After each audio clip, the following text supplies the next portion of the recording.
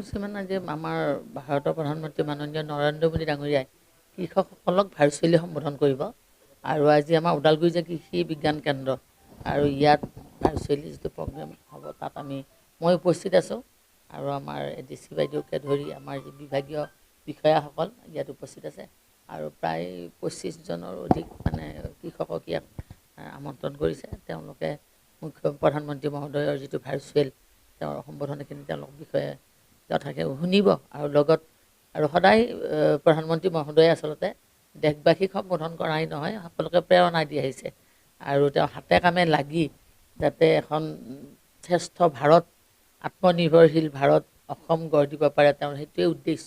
আৰু কৃষকসকল আচলতে আমাৰ মানে মেৰুদণ্ড বুলিয়ে ক'ব লাগে। কৃষক যদি নহয় তেতিয়াহ'লে আমাৰ পেটত গাঁঠি দিবলগীয়া অৱস্থা হ'ব আৰু কৃষকসকলক আগুৱাই লৈ যোৱাটো এটা উদ্দেশ্য। তেতিয়াহে এখন তাৰমানে দেশ বা এখন ৰাজ্য স্বনিৰ্ভৰশীল হ'ব। অকল ধানৰ খেতি নহয়, বিভিন্ন ধৰণৰ খেতি আছে। আজি যদি চাব যাওঁ মৌ পালনটো এটা খেতি, মাছ পোহাটো এটা খেতি, গৰু ছাগলী পোহাৰ পৰা আৰম্ভ কৰি গোটেইখিনি আছে ইয়াত সামৰি লোৱা হয়। গতিকে আজি তেখেতৰ যি ভাষণ থাকিব সম্বোধন কৰিব, নিশ্চয় গোটেই ভাৰতবৰ্ষৰ যিসকল কৃষক আছে তেওঁলোকে প্ৰেৰণা পাব আৰু তেওঁৰ যিখিনি তেওঁ বক্তব্য ৰাখিব আৰু তেনেধৰণে তেওঁলোকে কৃষকসকলে কাম কৰি যাতে আগুৱাই যাব পাৰে, আমিও সেইটো আশা কৰিছোঁ।